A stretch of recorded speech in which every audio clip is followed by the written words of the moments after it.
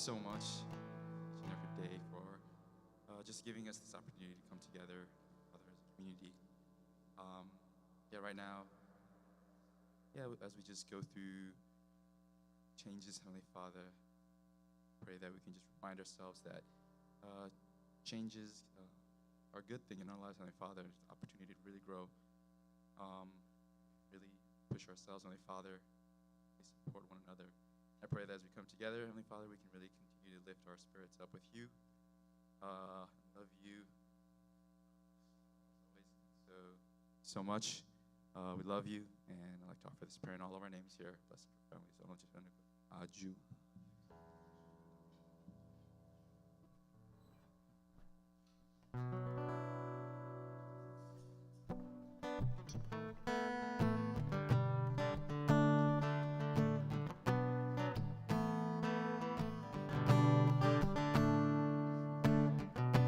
I've walked among the shadows, you wiped my tears away. I've felt the pain of heartache, I've seen the brighter days, and I've prayed prayers to heaven from my lowest place. I have held the blessings that you give and take away. No matter what I have, your grace is enough. And no matter where I am, I'm standing in your love. On the mountains I will bow my life to the one who set me there. In the valley I will lift my eyes to the one who sees me there. When I'm standing on the mountain, I didn't get there on my own. When I'm walking through the valley, oh, I am not alone. You're God of the hills and valleys, hills and valleys, God of the hills and valleys. I am not alone. I've watched my dreams get broken. In you I hope. No matter what, I know I'm safe inside your hands. On the mountains I will bow my life to the one who set me there. In the valley I will lift my eyes to the one who sees me there. When I'm standing on the mountain, I didn't get there.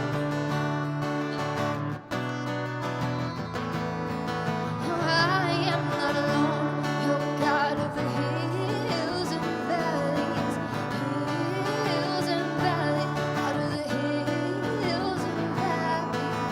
I am not alone. Father, you give and take away every joy and every pain. Through it all, you will remain over it all. Father, you give and take away every joy and every pain. Through it all, you will remain over it all. Mountains out of my life.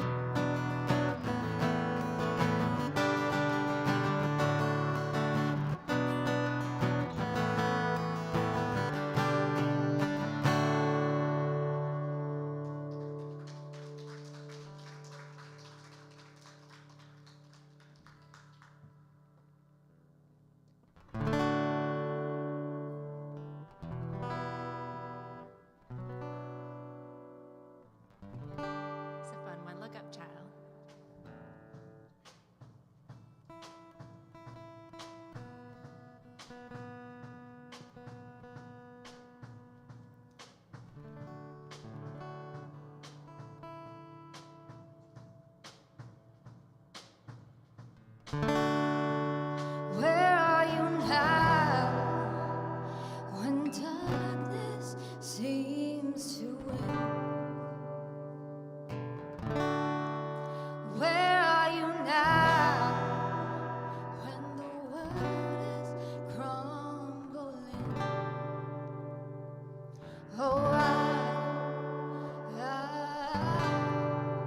I hear you say, I hear you say, look up, child. Hey, look up, child. Hey, where are you now when all of fear is done?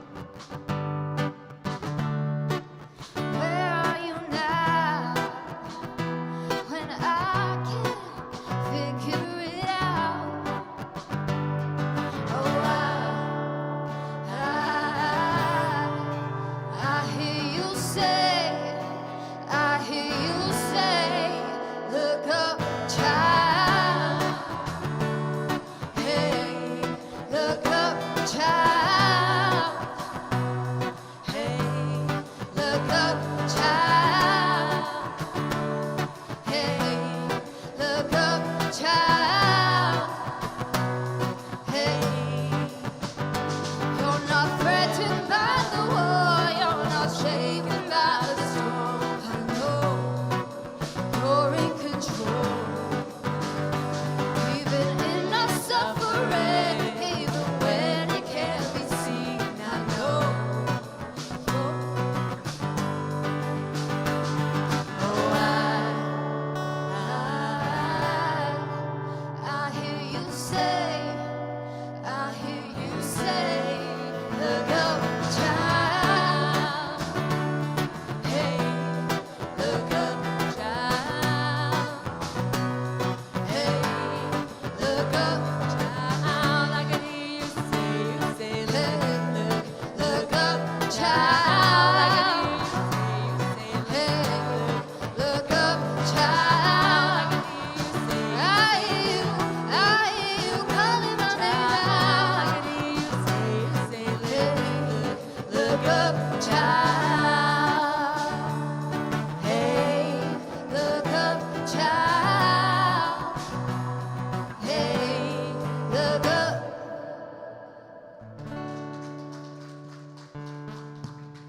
All right, good morning, everybody. All right, how's everyone doing? Thanks for those of you who were able to attend. Last week, I know we had a little shift and time change. Actually, I'll take that, thanks.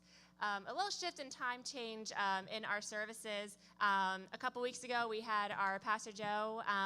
He's starting a new chapter, and so he stepped down. And so right now, as we're looking for a new pastor to take on our community, if anyone's interested, put it out there. We might need a minimum age requirement, but I know the pure heart's there.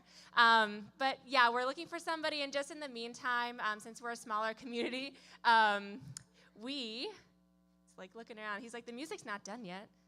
No, music's not done yet. I want to keep grooving. So we are having a little bit of a time change. We are going to have the first of the month be a local service, as it is today, because today is May 1st. It's May 1st. And then every other Sunday for the month, we are going to have the National Family Fed broadcast here, along with discussion and fellowship afterwards. Those who would like to stay and just mingle and have conversations that are more faith-based. So that's kind of what we're looking at right now. As a lot of you know, we start at 11 just to match the national service. It would be a little strange just to have one service at 10 and everything else at 11 to meet the national service. So right now we're all having 11 a.m. service. We brought some pastries because I thought, some people might come at 10 thinking it was a 10 o'clock service, but everyone knew we start at 11, so that's great. Communication's there. But there are pastries for when service is finished today. So from here on out, we're going to have an 11 a.m. service. just until we find a pastor to fill in. And if you know anybody, if you want to, talk to people and look around to see if anybody's interested, that would also be really great too, talking through the word of mouth. So we, Portia's laughing because he asked me to give the service today. So I will be giving the talk, and he was like, well, introduce yourself. I'm going to introduce myself. Yeah, if you want to bring up the podium, actually, because I'm going to need that. Yeah, for those of you who know me, I've been in the Florida community for a long time.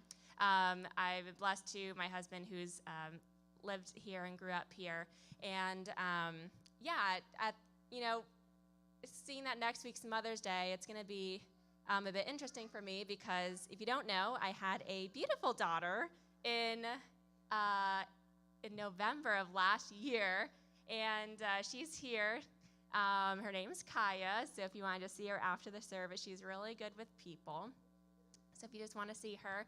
But yeah, anyway, I wanted to give a talk and just share something that was, on my mind recently. I know I'm not Joe, but hopefully you can, give me the same amount of love you give Joe, even though he's missed. But yeah, I just wanted to share a little bit about what was on my heart the past probably a few weeks now, and something that I've noticed. This sermon and preparing for it was mainly for me, but if it helps you too, that's great.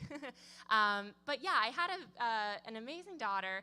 She was born in November, so she's 5 months, almost 6 months now, and she's actually just 4 days younger than Caleb, little Caleb over there. So they're just about the same age, and it's great going through the same things and just seeing like, oh, okay, did they start smiling yet? Oh, that's awesome. Are they pooping regularly? That's great. Oh, they starting solids? Yeah, that's wonderful. Are they sleeping through the night? No, not mine either, right? So it's really nice to have, friends to go through the same journey with. And if you don't know, she's always smiling. She's like the happiest baby. She rarely cries. She's also curious. She's adventurous. Recently, she's been just loving to crawl. Around 4 months, she started just like dragging herself on the floor, and now she's kind of, getting up on her knees and her feet, and it's just amazing to watch the growth of her. She's also, like, once she was 3 months old, she started having better vision, and she started noticing our dog, and ever since, she's just fascinated by our dog to the point where she'll crawl to the edge of the bed, and she'll just want to fall off just to see our dog. And I have to hold her back. But she's just so entertained by everything. She has a love for life. She has love for nature. And it's amazing to see that even though she's not even 6 months old yet. Recently, she also just started to love screaming. So that's been fun. But yeah, even though we're really enjoying this time with her right now, it was definitely a hard beginning, and I know every mother has such a different story, a birth story, right? And it's kind of hard to ask somebody, oh, how are you doing? I remember in the beginning, a lot of people would ask me, oh, how's Kaya? How are you doing? And I would always say, she's great, but, and then I would just list all of these things. Oh, she's great, but she has trouble breastfeeding. Oh, she's great, but she has like all these tongue ties. Oh, she's great, but she doesn't like to sleep. Oh, she's great, but she has like this huge bald spot in the back of her head, and she's had it forever now, like pray to God it goes away. But yeah, it's just all of a sudden I would just start listing all of these negatives, right? And I start to look back and think, like, why was I doing that?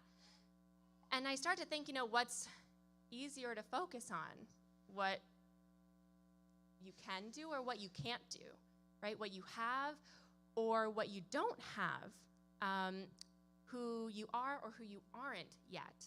And I think for a lot of people, we start to focus so much on the things that aren't going well, or the things that we don't have, or the things that we aren't yet, because it's just easier, right?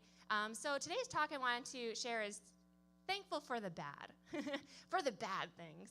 And I remember going through school also in high school and college, I noticed that people would have, like high school teenagers would have a common base, and they would start to connect based off of bad things, right?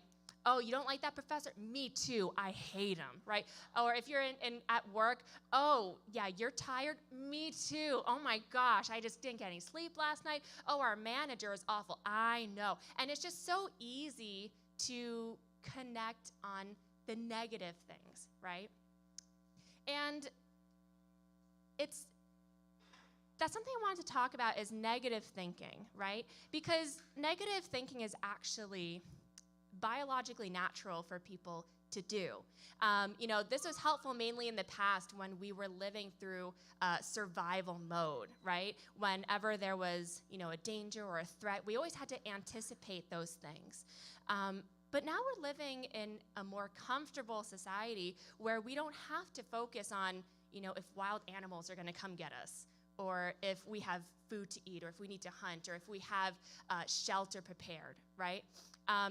We have the ability to focus on thriving and to focus on succeeding, but because it's natural, we still have the negative thoughts that come up in our minds, right? Just about every day, we probably have some type of negative thought, which can, if we dwell on it, it starts to limit what we can accomplish, right?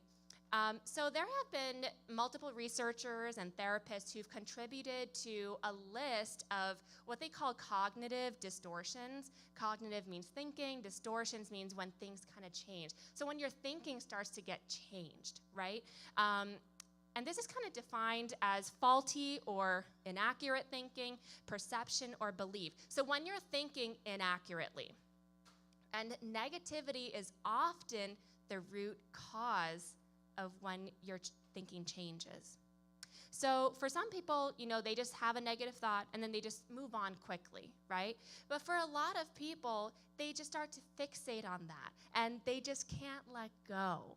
And some of the, there's a list of cognitive distortions, different ways that your mind can shift based off of negativity.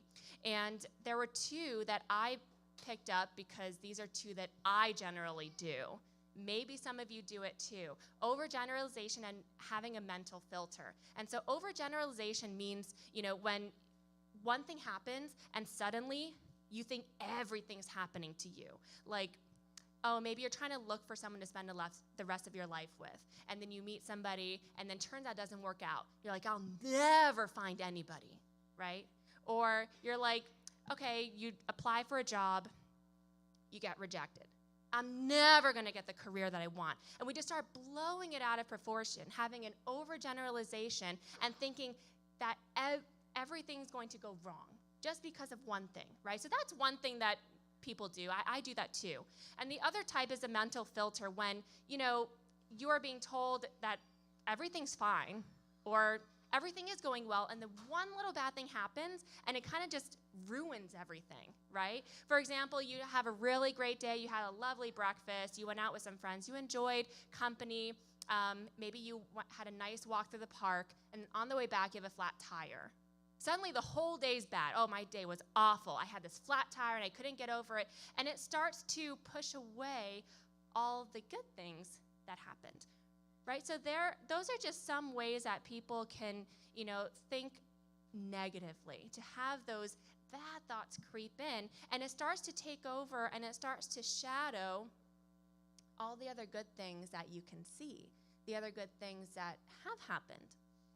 So, everyone goes through challenges, and everyone goes through difficulties, but your outcome of those challenges are strongly dependent on your mentality through the challenge. And this is kind of what I wanted to talk about today, because this is something I have trouble with too, kind of sticking to the negative thinking, right? I recently was listening to a podcast that featured Tony Robbins. Anybody know Tony Robbins? You've heard of him, like really big guy. He's highly successful. He's a motivational speaker. And so he holds these seminars, he writes books, he goes on podcasts because he's really inspiring. And he shares a lot of helpful tools, life tools and support for people who might need it, who might be going through difficult times, right? He's a motivational speaker. And I didn't know this until I listened to the podcast, but he actually had a really difficult childhood. He was the oldest of three siblings, so he was the oldest, and his father left when he was really young. I don't know if you know about his childhood, but it wasn't a good one. He had an abusive mother who was, drug addicted. She also was an alcoholic, and she was constantly abusing her children. And not only that, he had four different father figures that she brought into the life. So there was just a lot of instability. His mother once even chased him out of the house with a knife. And at that point, he was a teenager. He was 17. He didn't go back home. And if you look at him today, you would have never thought that, right? Because he could have, if any of one of us were in that situation, growing up in that type of household, it'd be easy to just think, oh, well, life's not good. There's no God. I don't know what's going on, but I don't want any part of this world, right? We can easily just say, this is not for me. But what he did was, he was like, you know what? There's something better here. There's something more in life that I can hold on to. And so he actually started to use his misfortunes as fuel to propel him to success. He started to, actually take that and say, okay, I know there's something better. He eventually got connected with another motivational speaker. He became his apprentice, and he said, I want to shadow you. And eventually he learned that he could start making his own books, and by the time he was in his upper 20s, he was a millionaire. He built that life for himself. And he actually says, if my mom had been the mother I thought I wanted, I wouldn't be as driven. I wouldn't be as hungry. I wouldn't have suffered. So I probably wouldn't have cared about other people's suffering as much as I do now.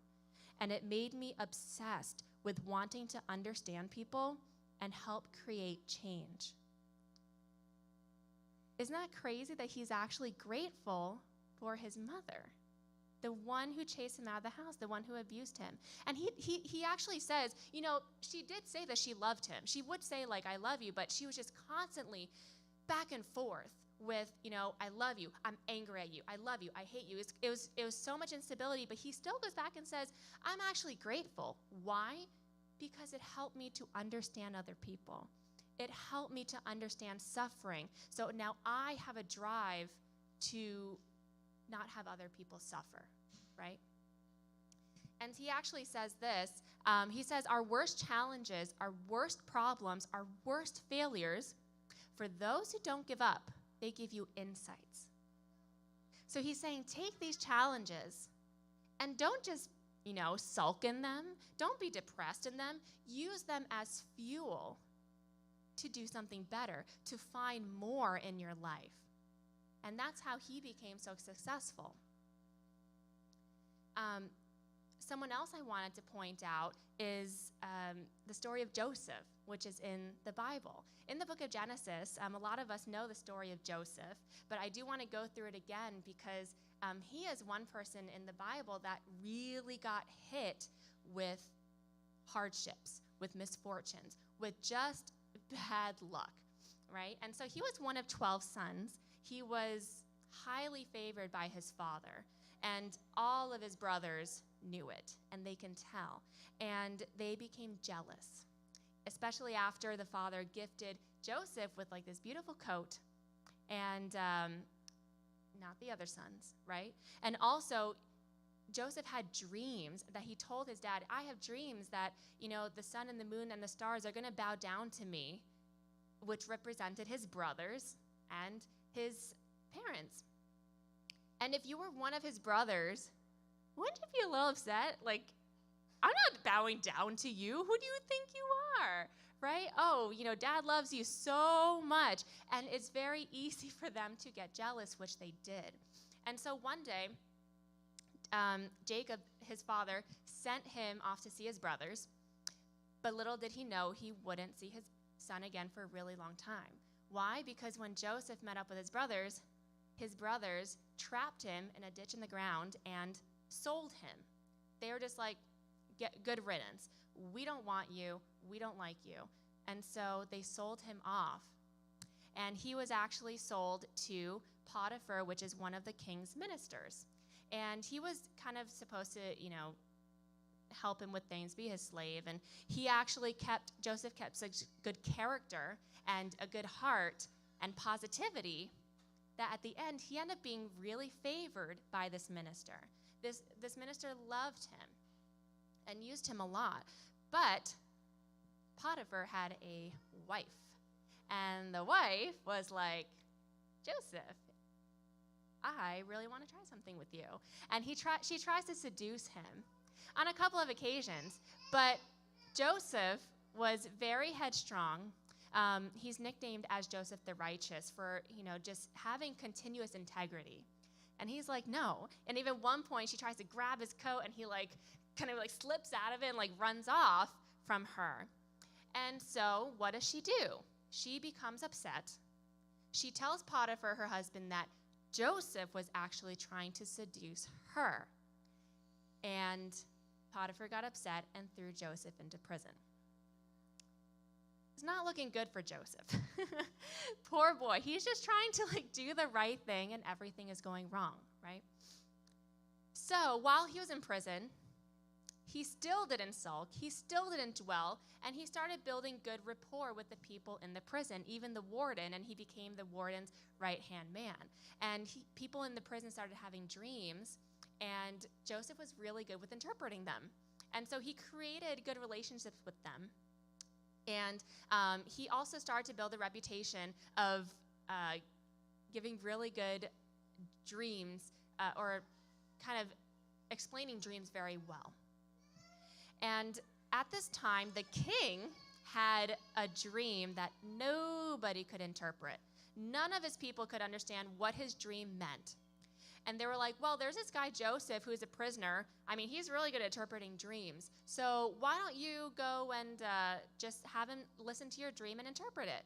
So he does. The king calls Joseph, and Joseph's like, well, what it sounds like is there's going to be 7 years of really good crops, and we're going to have a lot of food and grain. And then after that, there's going to be 7 years of famine. So I suggest that you try to supply your people with as much food as you can for when the food runs out for 7 years. And the king was really impressed, and he made him his right-hand man. He was second to the king himself. So he kind of brought himself back up, and the king put him in charge of getting people ready for the food shortage. So the 7 years went by, and then 2 years in, a lot of people are suffering without food outside of Egypt. I mean, Egypt, because of Joseph, has plenty of food, but the people outside don't. And who else doesn't have food was Joseph's brothers. They did not have food, and they heard that in Egypt, they have a lot of food. So they decided to go and meet with Joseph, who was in charge of the supply, and they met him.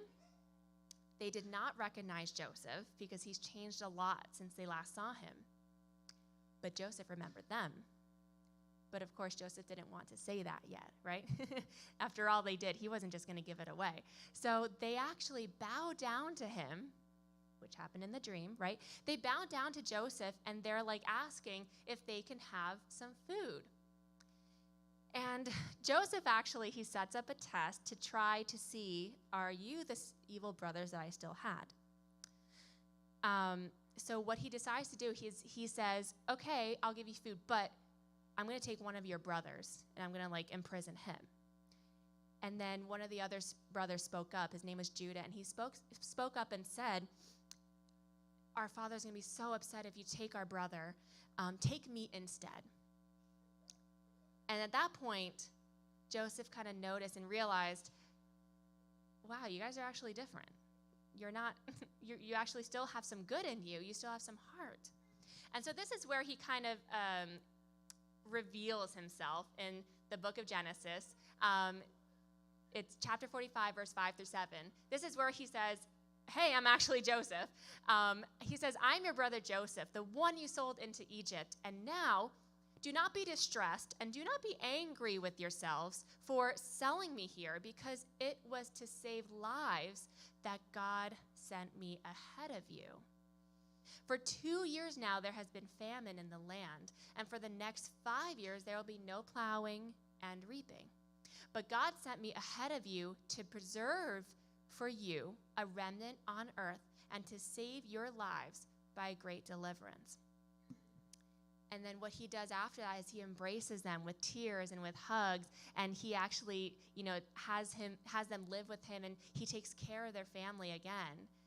Imagine someone who tried to sell you off, and instead you actually forgive them and you take care of them. This is what Joseph did. He actually said that the struggles he faced were to help God's bigger plan, which it was. But he didn't complain about them. He wasn't upset with them. He says, you know what? You sold me, but that's okay because I know it was for something greater. And for that, I'm actually thankful. Can you actually believe being thankful to a family member who just really wanted to get rid of you? And it's just a beautiful story because clearly, Joseph had a lot of things happen to him that he did not deserve. But through all of it, he decided to keep his faith. He decided to keep his integrity, decided to keep who he was, and go through all of it in gratitude. And because of that, he was able to set a great foundation for what was to come after.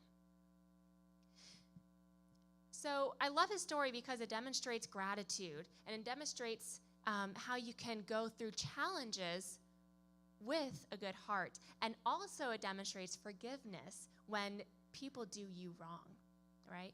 A lot of times in our day-to-day, there might be people who say things hurtful to us. There might be people who do unkind actions to us, people we know, maybe even people that you don't know. It is so hard to forgive them.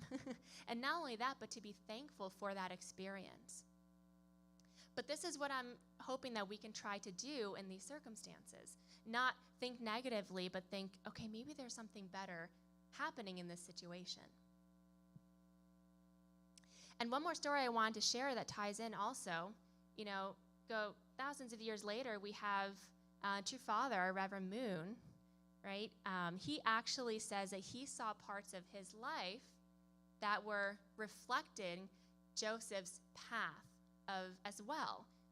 Because just like Joseph, he faced a lot of persecution from others. And he faced a lot of anger, especially from a lot of the Christian churches at that time, because they were not happy with the success of his movement. And so at that point, there was also a huge political shift. In 1950 to 1953, there was a Korean War where North Korea invaded South Korea. And it was this huge fight because North Korea was trying to emulate communism. And they were trying to instill that into the land.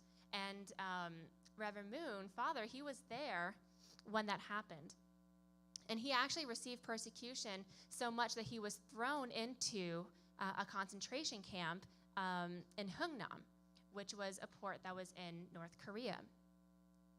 And during this time, when he was sent there, if you read his autobiography, A Peace-Loving Global Citizen, he goes more into detail about his experience there, but also his mentality. And all of the people that were in that concentration camp, they were forced into hard labor. They were forced into starvation. They were forced into brutal winters where the cold was just piercing because they weren't given, parkas and nice jackets, right? They were also forced to write letters of gratitude to their communist leader, Kim Il-sung. So they were forced to do all these things, even sleeping in a prison cell where there were 30 other people there. There are other terrible experiences that we may not fully understand that he went through, especially when we grow up in such a blessed society, right?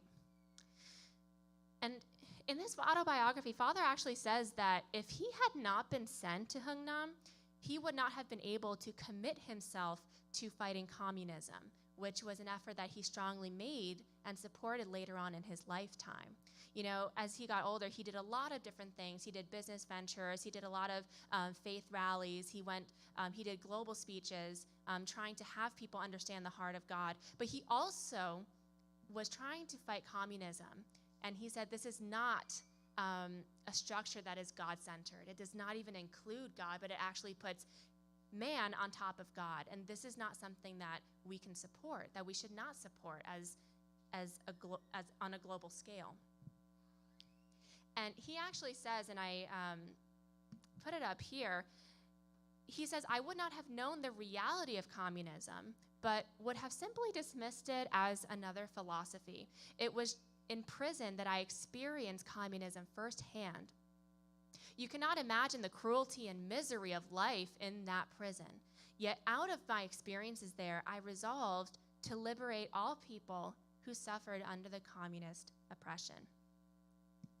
So what he was actually saying was, you know, he says that this painful experience that he had, where he was almost, you know, beaten to death, or he was almost starved to death, where he saw other people dying because of this communist oppression, he actually says he's grateful for it.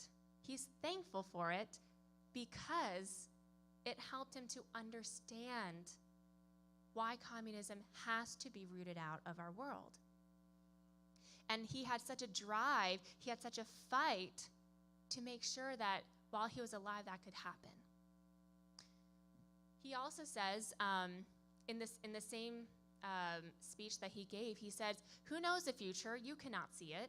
So how do you know whether to complain about your situation or to be grateful? Since you do not know, be grateful. That is the attitude of a wise person. So he's saying that through misfortunes, you know, you can continuously be grateful for them, because even hardship has an opportunity to grow, has an opportunity to help others, and has an opportunity to empathize and connect with people who are going through different situations. And it also is an opportunity to connect with God on a whole new level. So, you know, all these people, Tony Robbins that I was talking about, Joseph in the Bible, Reverend Moon, they all faced hardships, but they chose to have a perspective of gratitude instead of negative thinking. Instead of pessimism, they chose optimism. Their perspective carried them through and allowed them to see how these difficulties could actually be a good thing. So think in your life that life is not happening to you, but it's happening for you. Okay, life is not happening to you, it's happening for you. As long as you keep your eyes and your heart open to how God can be working. God is always working, but you'll never see it if you're constantly looking down, right? So the more negative we think, the more we take our eyes off the blessings that have been given to us, the good relationships that we have in our lives, maybe some opportunities that have been given to you through work or through friends. So the next time you have a flat tire, maybe even be grateful for it. Sometimes I think, okay, maybe I had a flat tire because if I kept going, maybe I would have been in a car crash down there. I don't know. You never know how God's working. Maybe during that flat tire, you have AAA come and help you, and you end up really chatting and connecting about faith. And maybe you bring that AAA worker over to your church, right? You never know. Or maybe you have a really good experience talking about God with this person. You never know how God can work. And so we also don't want to take our eyes off all the good things that would have happened that day too. So the point I wanted to just put across is that everyone goes through hardships, but you are the deciding factor in how they are overcome. So I want to encourage everybody to stay grateful and to stay positive in every circumstance. Even now, we're currently going through this time of transition with our community where we're trying to look for a new pastor, right? And I remember just a couple weeks ago, I was talking to Portia like, oh my gosh, this sucks. and he was like, So he was actually the positive one, and I was like, complaining to him, like, I love Joe. I'm going to miss having Joe as our pastor. And he was the one that was like, it's okay. We'll find somebody. It's fine. We're just going to celebrate all the good times we've had together. And that's the type of heart that we have to have, not being negative about what we're going through now, but celebrating what's happened because of having a good pastor in place the past few years. And now we can be hopeful that God will work and bring someone to our community that can lead us into a better direction, right? So I really want to encourage everyone, start thinking your best, stop thinking your worst. Because when you do this, not only will you feel happier, but you'll also allow yourself to connect with others better, to have a deeper, stronger faith, because you'll start to see how God is working. All right, everyone, let's pray together. Our dear Heavenly Parent, true parents, I am so sorry for all the negative thoughts that I hold on to, all the complaints that I just start bringing out of my mouth and starting to dwell on the things that are going wrong, or the things that I'm not happy with, or the things that I don't have, because I start to lose sight of all the blessings that you have given me, that you have thrown into my way. I really pray, Heavenly Parent, that for those of us in this room who are also struggling with this, who might, think negatively, think that, maybe I don't have the amount of money I want right now. Maybe I don't have a way to support my family right now. Maybe I don't have a close friend I can lean on right now. Maybe I don't have the job that I need right now. Maybe I'm having a hard time feeling you, God. I pray, Heavenly Parent, that we cannot linger on those thoughts, but we can really push them away and see the ways that you have planted yourself into our lives. And take every season, every good season, every season of struggle, and use that to propel us further, to help us to connect with others better, to have a heart of empathy towards others who might be struggling and suffering through similar situations. We know that we cannot fully understand your heart if we don't understand suffering. And as much as it's horrible to go through it sometimes, we know that going through these with a positive mindset, a faith-based perspective, that we can be able to use them as fuel to push us through success, to be successful, to be more loving, to be more kind, to emulate you and your heart and your mind the way you would want us to. We're thankful for all the people that you have worked through in the past, through history, so we can see different models and different figures of who we can be and how we can be better. And even though we have some hardships and challenges in our lives, whatever anyone is facing right now, we know that you have been through it all. You're the one who can truly empathize with each and every son and daughter you have on this planet. The people that are suffering the most, you feel their pain. And so you are suffering too, because you just want to see your children happy and joyful, feeling loved, feeling your embrace. So we pray that when we go through our challenges, when we go through our seasons, that we can realize that we can hold on to you because you have been through more. And we can hold on to you because we know that as we are going through seasons, it's not seasons of suffering, it's seasons of growth, that we can change and become true sons and daughters for you. We love you so much. We're grateful for all the blessings that you have laid in our path, for those that we see and those that are unseen. I'd like to offer this prayer and this time to you and all of our names here as Blessed Central families, Aju. And we'll give just a moment for prayer.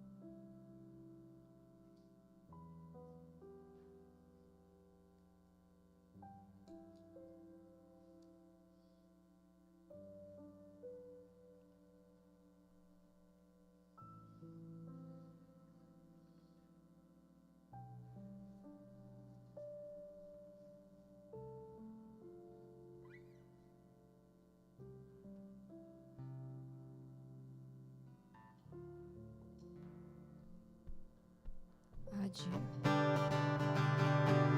Thank you so much for coming out this Sunday morning. And thank you so much, Leilani, for that beautiful message. Let's all stand and sing our final song.